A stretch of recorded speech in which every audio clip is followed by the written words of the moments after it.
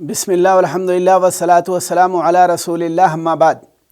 لوگوں سے ملنا جلنا اور ان سے ملنے والی اذیت پر صبر کرنا گوشہ نشینی تنہائی اختیار کرنے سے بہتر ہے۔ بھائیوں اور بہنوں، تمام لوگ ہمارے اور آپ کے ہم خیال نہیں ہو سکتے۔ سوچ و فکر میں اختلافات ہوں گے، عداوتیں جنم لیں گی، لوگوں سے تکلیف پہنچے گی۔ ایسی صورت میں ایک مومن کا شیوا کیا ہونا چاہیے؟ آیا وہ بھی بدلے میں لوگوں کو تکلیف دینا شروع کرے، تحریر و تقریر میں ان کی برائیاں گرانا شروع کرے، عیب جوئی کرے اور اپنے مزاج سے ان کی تقسیم بندی کرے، جس کا عموماً کوئی فائدہ نہیں ہوتا؟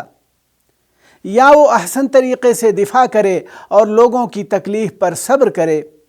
ظاہر سی بات ہے، کسی منفی کارروائی کے بجائے ہمیں صبر کی تعلیم ہے۔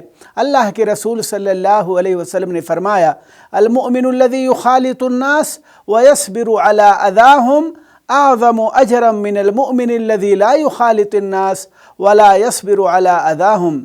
ترجمہ: جو مومن لوگوں سے ملتا جلتا ہے اور ان سے ملنے والی تکلیف پر صبر کرتا ہے، وہ اس مومن سے زیادہ ثواب حاصل کر لیتا ہے جو لوگوں سے ملتا جلتا نہیں اور ان کی طرف سے آنے والی تکلیف پر صبر نہیں کرتا۔